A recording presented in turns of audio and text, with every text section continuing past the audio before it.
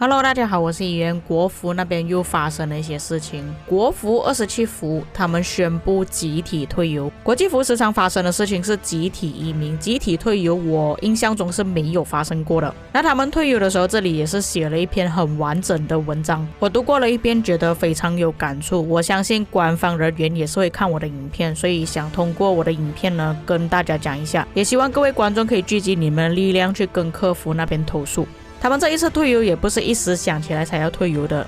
那你们可以看到这里的通知，不管他们到底是赢了输了还是种田也好， KVK 11之后不管怎样都会退游。下面有列出退游的原因。第一点，老兵都对这个游戏丧失了热情。第二点，莉莉丝的万国运营团队做太多恶，花钱找不到痛快，花的越多越恶心。游戏本身进入衰退期，可玩性内容匮乏，收割和贬值只会变本加厉。军器仅仅是一个开始，其实在军器之前呢还有很多东西，比方说装备啊、统帅啊、水晶科技之类的。那我觉得军器应该是压倒他们最后一根稻草。他们有几个问题想要问莉莉丝，别说是专属客服本身是一种服务，我们也不是要你卑躬屈膝。你们有对玩家作为人起码的尊重吗？关于客服的事情，包括有之前的忽悠事件、铁头娃的事件，并且我也相信大部分玩家看到的官方客服呢都是用复制连贴的，完全都不回应。猫宝事件不是孤立，也就是忽悠事件，这样的是在你们 VIP 客服接待过程中层出不穷，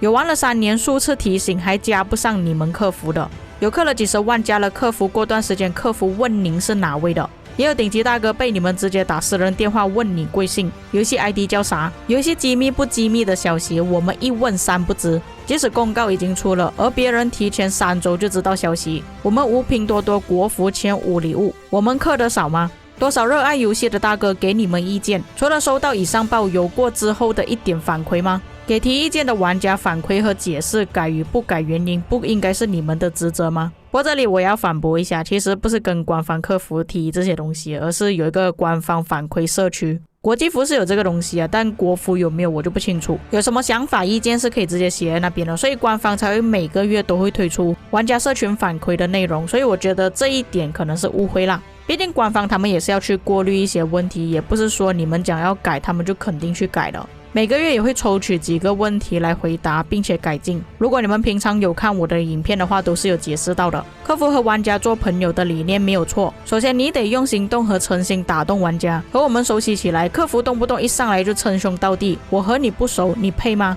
国服客服跟国际服客服是有一定的差别，我们国际服很少会这样子，虽然也是一样答非所问，不过看起来国服那边的客服会比较严重一点。你们到底是替谁维护游戏？更新维护公告朝发夕改，开黄庭关键时刻做好一整天动员又变动。你知道对于参战所有国家来说，一大动员成本有多高吗？其他战区 A+D 都能匹配成功的8方，去 A+1 逼强行拆散匹配，先解释系统匹配，后解释服务器负载承担不了，这些鬼话你们自己信吗？系统匹配我是不相信的，但是服务器承载不了，这个我是相信的。可是这个问题已经很久了，这个游戏即将要进入第5年了，你们已经知道问题出现在哪里，为什么伺服器每一次打仗的时候都会卡？多少人为了征服者之阵规则打生打死，你却在结算最后一天更新强行更改规则，这和 LPL 决赛刚打完你告诉我2个冠军有什么区别？他说这个更新应该是讲可以分给其他军团。其实以我的角度来说，我觉得这个更新还算不错，可能我们的玩法不一样吧，因为我觉得这个更新之后在国服也是会发生一些交易事情之类的。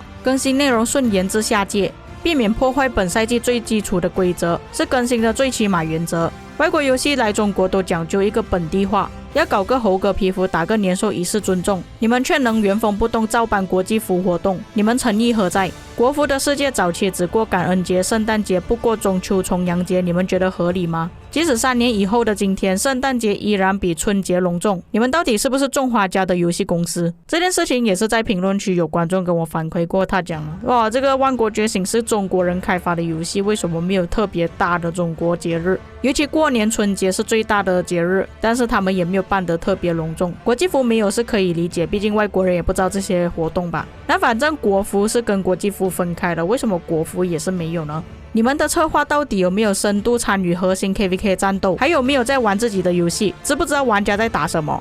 KVK 的核心竞争力是活跃人数，而先锋机制却按照战斗力来匹配。不断臃肿超级大服越来越难生存的独立小服对游戏生态有什么好处？这点官方是确实该骂。在之前光影交织出现的时候我就已经讲了，讲到现在还是没有更改。900天你们做了很多剧本，可是你们知不知道有些玩家10个赛季一次选择剧本的机会都没有？这个东西确实是真的，比方说这一次报名也是只有几个剧本可以选择而已，其他是完全不能选了。还有步步为营已经烂掉的剧本还放在上面。新剧本做不过英雄战歌，你们分析过原因吗？到底哪些因素才是 KVK 战斗和战略体验的核心，你们知道吗？远程这种重则破坏游戏平衡，既有平衡，轻则完全没有软用的东西，新东西去尝试，别再祸害万国了。远程这个东西我在之前的影片也是讲过，我都不懂官方设计来干嘛。一来玩法跟我们现在战斗的方式不一样，就算玩家要跳槽过去玩远程，现在又出了一大堆东西，装备又要弄起来，觉醒统帅军器那些全部都要重新搞过。在之前更新之后，远程统帅也会受到反伤，根本就没有什么用，还不如我直接去打仗来得更好。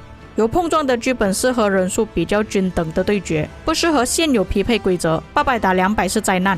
落宝的位置是万国统战最有战略考量的地方，很多精彩的对局都出在这个方面。你们新的剧本限制区域而不是限制数量节奏，是不是脑子有包？其实我对于新剧本还好嘞，丢要塞。毕竟有些玩家他们是厌倦了要一直烧宝的情况，想要速战速决。假设你想要玩丢宝的话，其实可以选择其他地图，除非是官方他只开一个剧本而已，这样子的话就没有办法。所以这一点我只能站在中立的角度。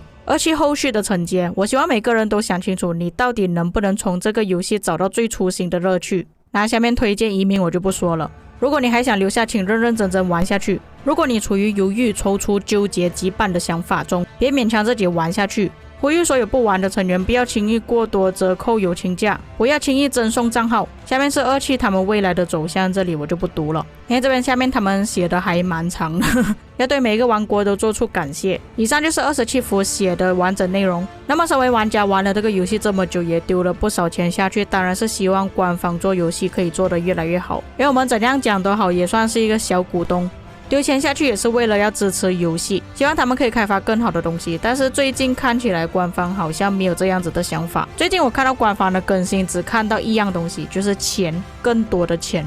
尤其军器就是一个大坑，军器出现的时候有3军礼包，后面还有金色的礼包，接着出现军器的活动，需要购买礼包，跟之前装备的流程是一样的，只是比起装备这个更坑。还有一直以来的问题到现在还没有去改变。而且我自己也是感受到官方策划他们设计了新的地图之后，他们没有实际去体验这个地图到底是怎样玩的，玩了之后出来的感受是怎样，否则我们也不会看到时常有 bug 出现，玩家投诉地图之类的。或许27伏对于官方来说他们集体退坑影响不大，但是我要在这里警告一下官方，这是危险警告的第一个钟声。有了第一次之后会有更多次，或许之后会有更多的王国集体退坑，只要官方的态度跟想法不去更改的话，游戏只会走向灭亡，到时候就要跟万国觉醒说再见了。以上就是本期内容，你们有什么看法可以在评论区给我知道，我们下个影片再见。